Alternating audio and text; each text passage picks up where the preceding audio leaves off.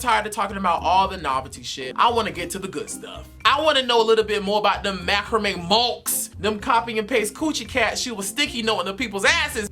The good stuff. But at first, Kim was acting a little shy, like she didn't want to tell the nerd about what she used to do back in the day. And I'm like, Kim, this is what the people know you for. This is why we know your name right now in this very exact moment. How the silicone lady don't want to talk about silicone injections. Hell, it looked like you smuggled 2 jars of that into this interview right now with them titties sitting so plump, just shaking and jiggling. It looked like they was about to implode at any moment. I had to back up so that shit didn't pop me in my damn eye. But she did give in and I was able to get some more never heard information.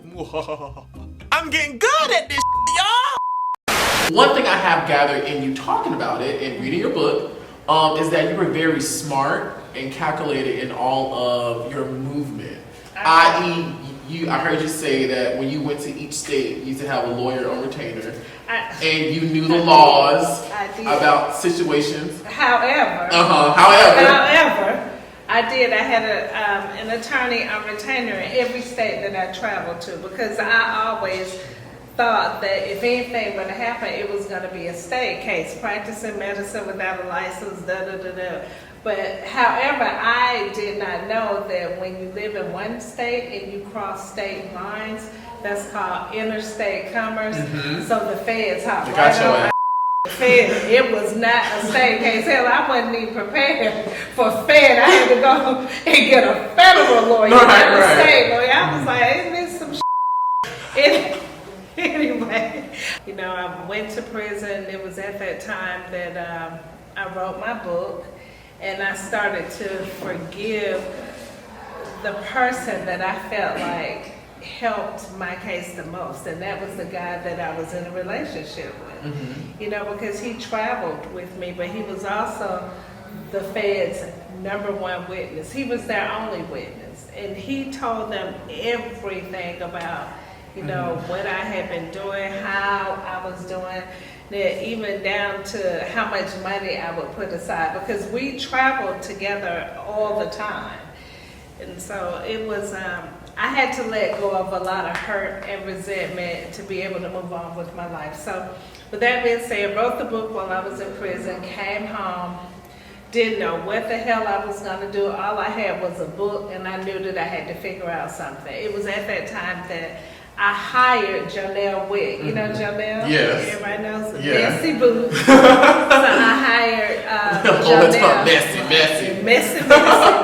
I hired Janelle to be my publicist, to help me with the book. She called me one day and she's like, I need for you to put some makeup on and come meet me in the park. I'm like, meet you in the park? Sound like a hookup. Okay, I go and meet her in the park, and Nikki Gilbert is there saying, oh, can I shoot a scissor reel with you because we're shopping this show from the bottom up about these women or whatever.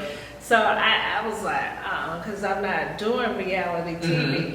However, I agreed to shoot the scissor reel, and the show got picked up, which was interesting. And so from the show, the book sales have been gradually increasing, but I'm so excited because I'm in works talking to a production company about the book being turned into a series. Nice. Yeah, so I'm, putting that energy out there and knowing that I do know that it's going to happen. So let me ask you this, in talking about the book, it was very detailed. Why haven't you ever confirmed or denied any of the celebrities that have allegedly been linked to the work of Ms. Kim Smedley? Well, I have a lot of celebrities that were my clients, but I'm going to tell you why I did not do that. The reason I have never... Because they say you did? Yeah, no. They say you did, Nikki.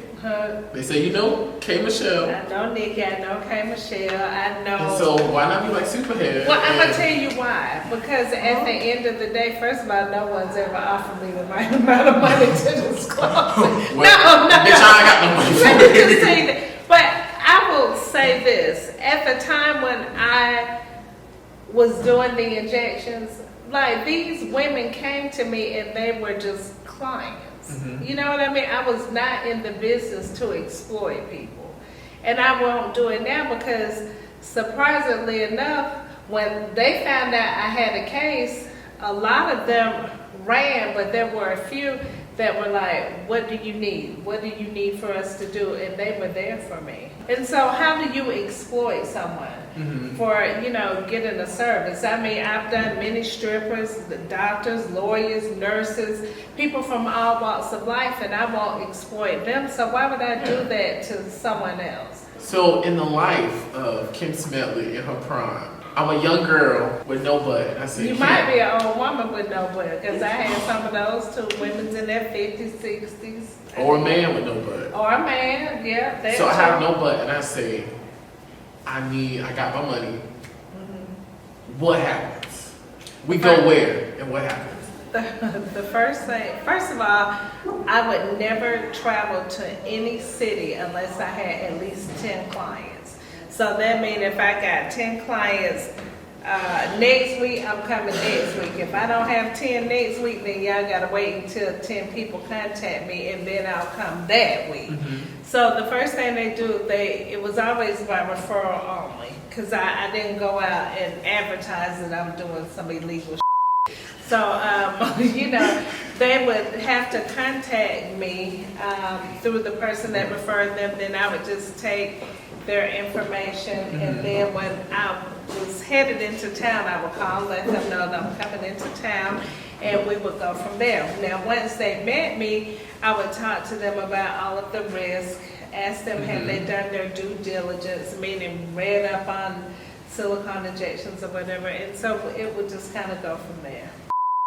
So after we finish talking about her past, I want to get into her future. What is in store for Kim Smedley? Will she continue on her path of righteousness? I believe we are getting season 3 from what I've been told, but it has not been officially confirmed. Right. So we have a TV show, we have our book, we have a potential series being produced, we have a booming spa. What else does Miss Kim Smedley have going on? Well, what Miss Smedley has, I'm in a relationship. Okay. I'm in a relationship.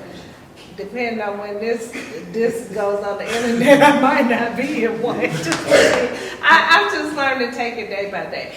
But I'm also working on another business with my partner I have now, and then I just recently got into the trucking business. You ain't trafficking nothing on you, Miss Kim. Trafficking. Huh? Excuse me? I can't do that.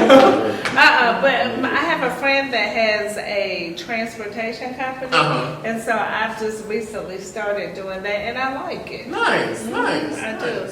So I'm wearing many hats. We were in the process of opening a kitty kitchen in Stockbridge, and we're still working on that. We're just looking for the space, and we're not really in a rush. Gotcha. So it is what it is. Any words of Funky Dineva? Hey Quinn, thank you for having me. Even though I know Stacy is your bestie, thank you. Quinn is a dog. When we do see each other, we do talk. I love him, and thank you so much. So from my interview with Kim Smedley, I gathered a couple of things. From her standpoint, I don't think she believed what she was doing was wrong. I do believe that she thought she was helping women out. You helping these strippers get employment. You helping these girls get husbands. You helping these boys get employment. Hell, the shit that go around here in Atlanta. However, Kim, you can't do something that's fucking illegal in the United States. Now that's where you went wrong at. If you want to help some damn body, open up a church, pray for them, a daycare. Bitches is popping out kids every damn day. Now, do I view her as some criminal? Honestly, I do not, because at the end of the day, who are we to judge this bitch for what she did? The only difference between her and us is that the cops found out what she was doing. That's the only damn difference. The only thing that we should do is accept our sister with open arms and support her in her path of positive reconstruction. That was some of Yana Van Zandt's right there. That was good. I know it was. Put that on the damn t-shirt. Positive reconstruction.